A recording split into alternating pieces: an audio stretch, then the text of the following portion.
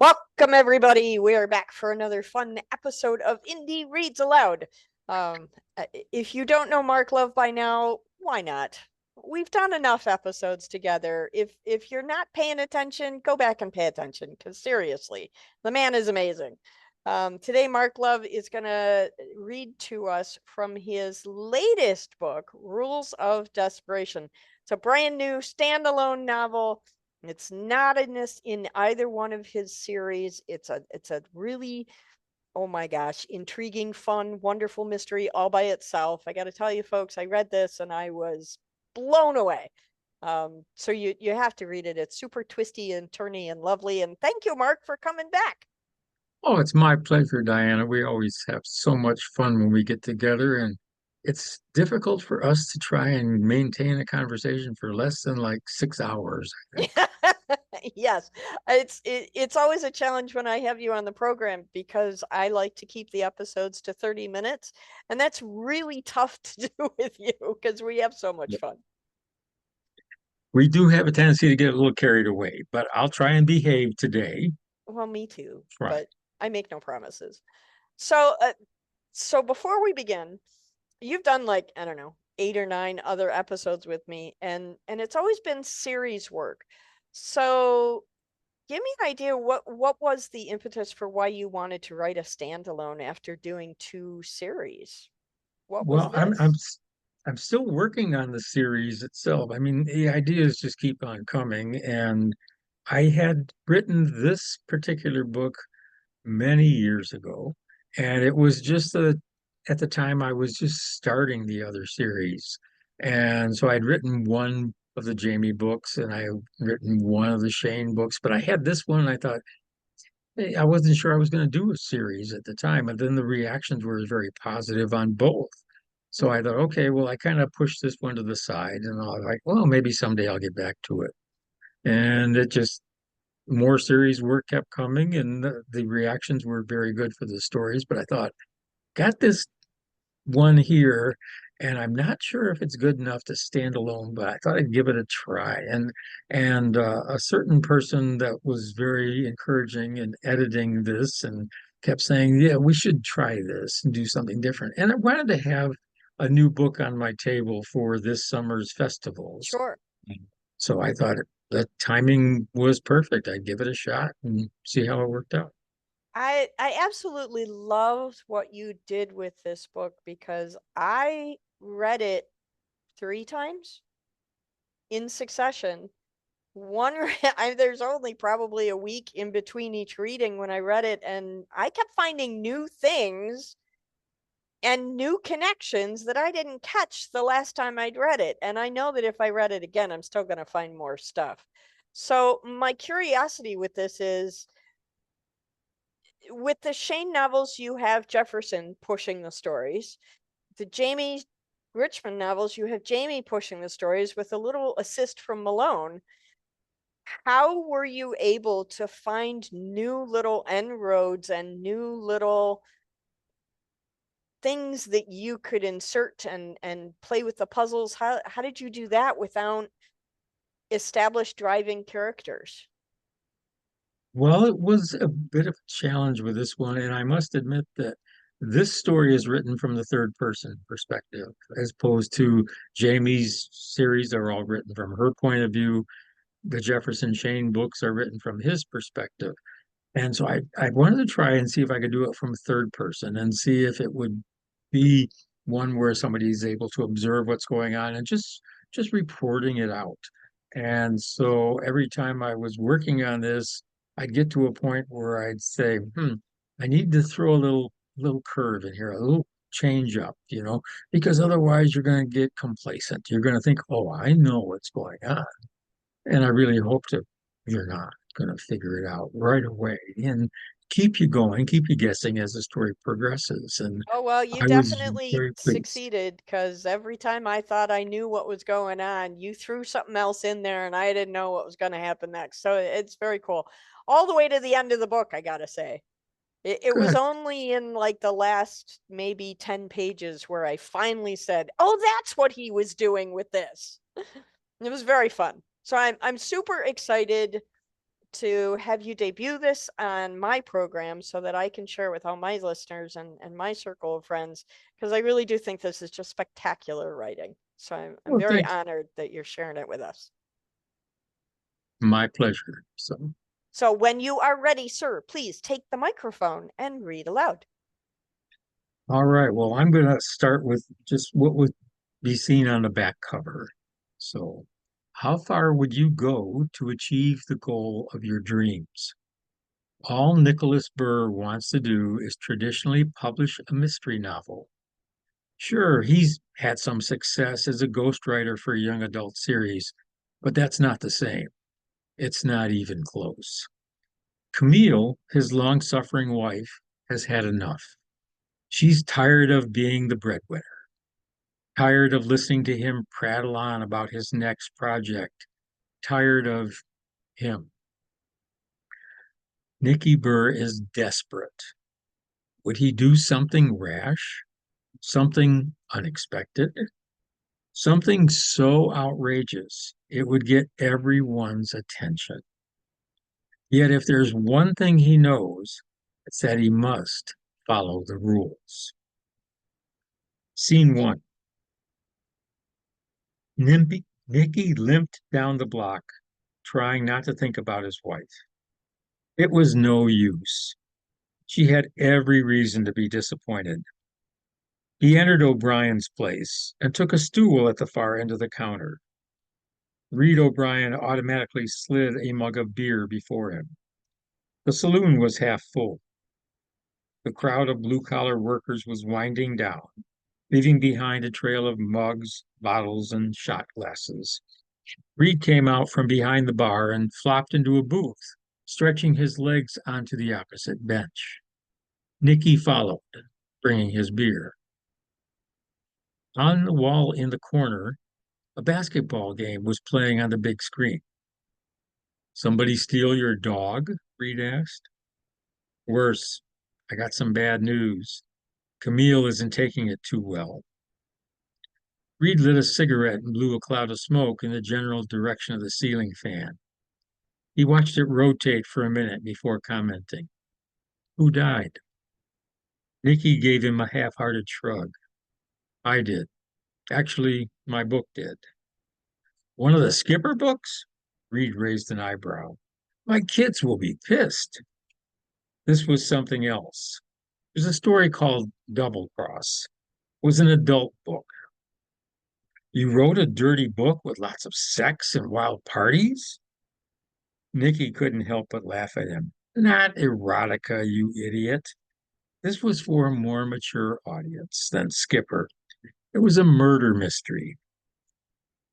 The old lady was counting on this one to be the one, huh? She's been patient for a long time. Nobody ever said this would be easy. Reed blew a smoke ring and shook his head. You guys been together forever? Almost 10 years. Reed stubbed out his cigarette and stared evenly across the table while Nicky drank his beer. She been carrying you? Had to drop out of school before I got my degree. No money and no chance for a student loan. I was going to enlist, but didn't pass the physical. Nicky pointed at his bad leg and shrugged. Only work I can find is minimum wage shit. Reed shook his head sympathetically. Life's a bitch. So now you're a security guard. What does she do? Account manager at McCabe Products. Sales work. Nicky took another sip. It's a plastic manufacturing company. She started out as a secretary and worked her way up the ladder. Decent job? Camille seems to like it. There's a little travel, and she spends a lot of time visiting clients at their facilities. The hours are long, but they pay well. And you haven't been holding up your end of the bargain. Reed waved over a waitress for a cup of coffee. The job pays some. The Skipper series is nice, but the money isn't much. It's always been my dream to have my own books in print. That may never happen if I can't break through the publisher's slush piles. I'm getting desperate. So what about the self-publishing angle? My wife reads most of her books on her phone or tablet, digital stuff. Couldn't you do that? Nikki nodded. Yeah, but one of the attractions of having a traditional publisher is that they help with all of the other facets. They've got editors to polish the script, marketing people for promotions, artists design the covers. If I go the indie route, I'm expected to hire people to do all that or cover it on my own. I don't have the talent or the money to bankroll that approach. They were quiet for a moment. Nicky was deep in thought. Reed turned his attention to the game. A group in the corner by the pool table groaned in unison and began throwing popcorn at the big screen. Jesus, you gotta play by the rules, Reed said in disgust. Nicky's head came up slowly. What? Play by the rules. Everything's got rules. The hell are you talking about? Reed pointed over his friend's shoulder towards the screen. Basketball game. These guys aren't supposed to walk without dribbling when they have the ball. Nowadays, they take 2, 3, or 17 steps before taking a shot. That's a foul, traveling, but nobody calls it. Why can't these guys follow the rules? Nicky just stared at him. Reed didn't notice. Everything has rules. Football has rules. Baseball has rules. Hockey has rules. And everybody knows them, and they're supposed to follow the rules. Even fucking basketball has rules. Say that again? Reed leaned back against the bench. He'd become animated during this rant, thumping a forefinger against the table to emphasize his point. What? About the rules. Say it again. Football has rules. Baseball has rules. Hockey has rules. Everybody knows them, and they play by the rules. Even fucking basketball has rules. Everything has rules. His friend grinned broadly and reached for a stack of bar napkins beside the condiments. That's what I thought you said. Reed watched as Nicky began scribbling notes on the napkins. What the hell are you doing? Nicky had already filled 3 with notes.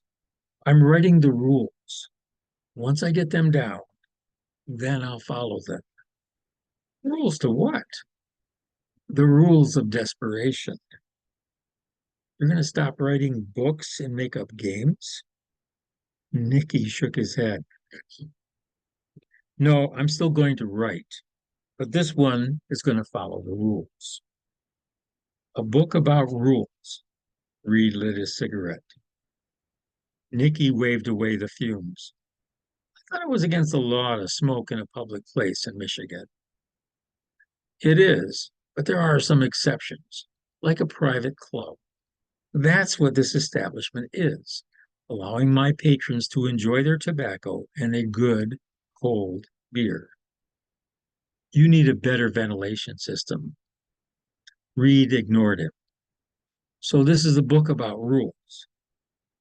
No, I'm going to write a book people will fight over. And Camille's going to help me. She just doesn't know it yet. Reed noticed a sudden intensity in his friend's eyes. He was about to make a wisecrack, but something in Nicky's manner suggested this wasn't a good idea. Instead, he raised his coffee mug in a salute. Good luck. Scene 2. Several months have passed. While Nicky has been focused on finishing his novel, Camille has been having an affair with a coworker. When Nicky confronted her, she rejected him. Although he refuses to accept it, she knows the marriage is over.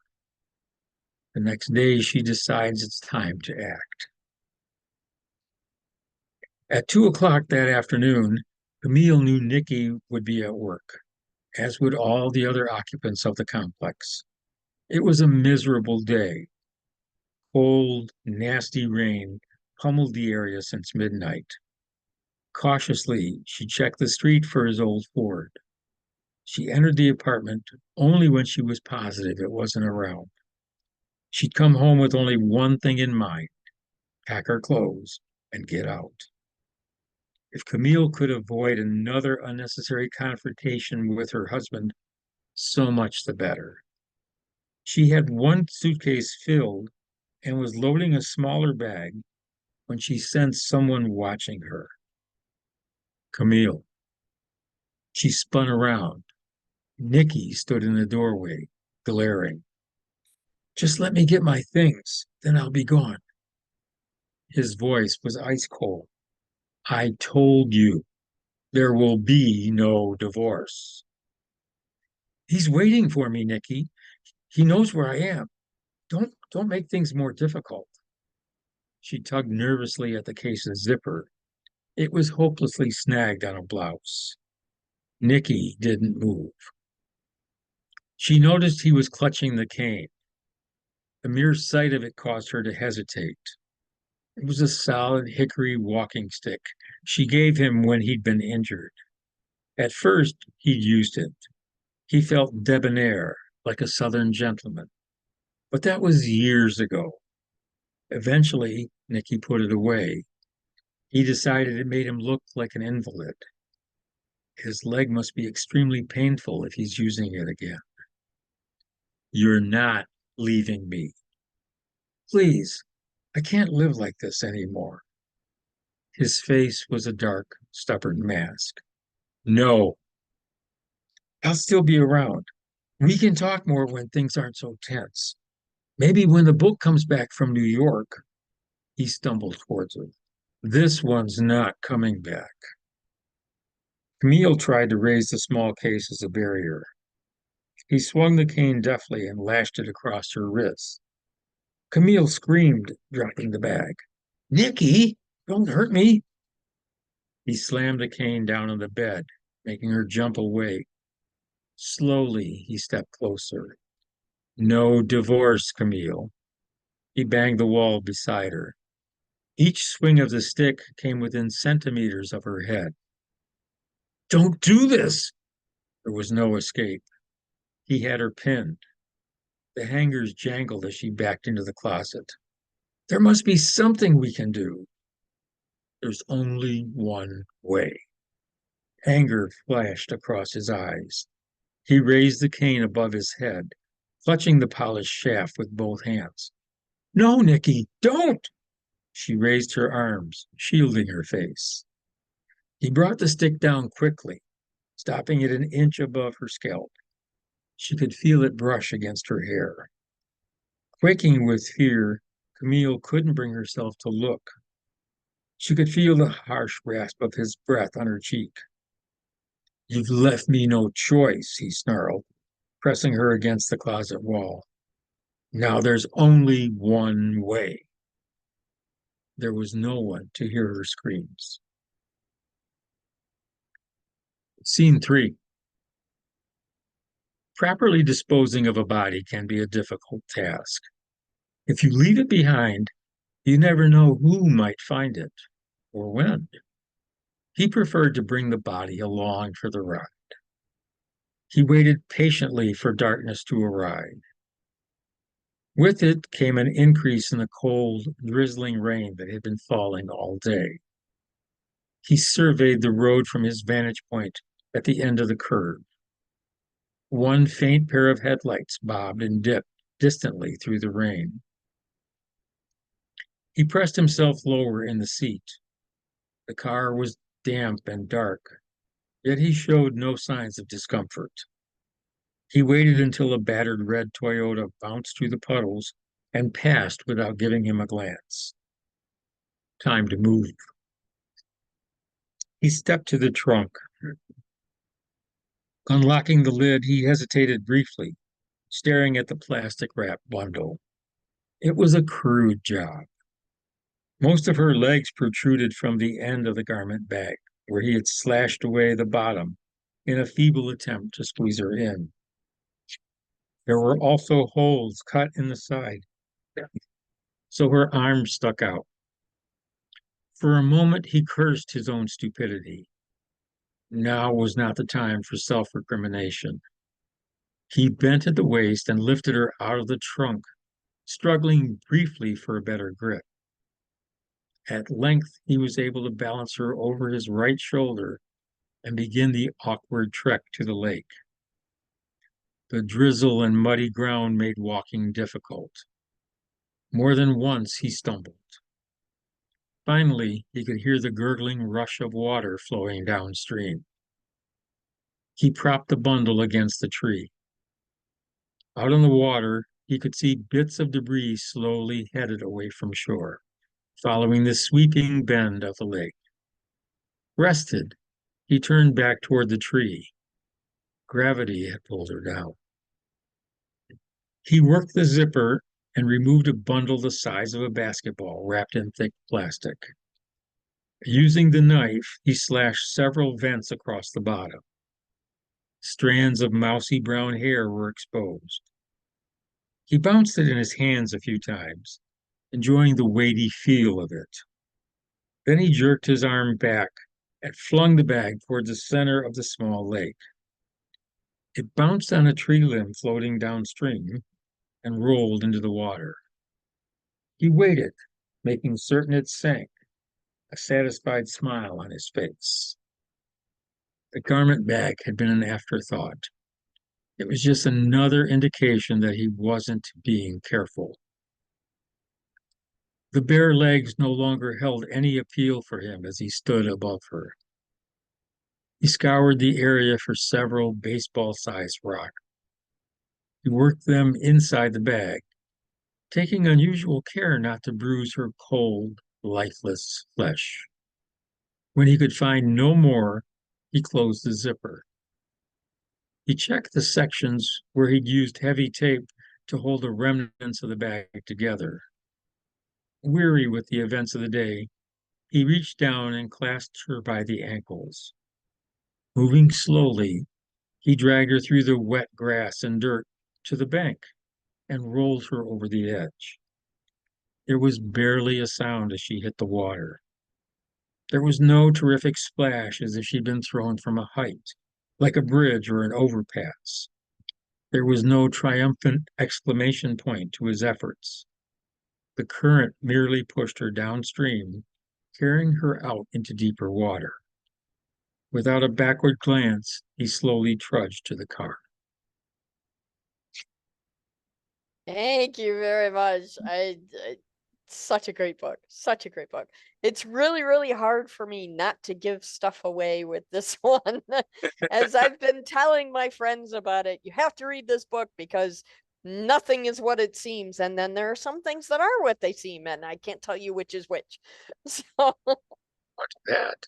So thank you so much for this. I don't normally do this, but because I'm so excited about this, I want to show everybody what the cover looks like. Usually I make everybody go to the website to see the cover, but I can't make people wait. This is the new cover of the book, Rules of Desperation. Such a great story. I am so grateful that you came on here to share this with us. And I just well, wish you tremendous success with it. well, thank you so much. It was really a lot of fun bringing this one off the shelf, dusting it off and everything. And it was a little challenge because, like anything else, my writing has changed dramatically over the years. Sure. Yeah. And I would go through and start writing some of it. And as I was reading it and updating it, I'm like, oh, that was pretty good. And then I get to a point and go, I don't remember that. Wait, and then I went back and read it again. I don't remember writing that. I'm like, wow, I'm better than I thought I was. Um, So going back to looking at this as a separate entity from the series, was there, from a craft point of view, for any authors who may be listening, and I know we have quite a few, from a craft point of view, was there a different process that you had to, like, for lack of a better word, different rules you had to follow with this book than you do with the series? yeah, I did because the point of view, I think, was something that I had to keep reminding myself because it's almost second nature now when I'm working on a Jamie or a Jefferson Chene book, that I get mentally into that character because they're the ones that are telling the story. Hmm. And so their internal thoughts, their emotions in that are part of what I project when I'm working on one of those stories. And with this one, with Nikki, I had to stand back a little bit more, and I had to be more of just the observer reporting what's going on.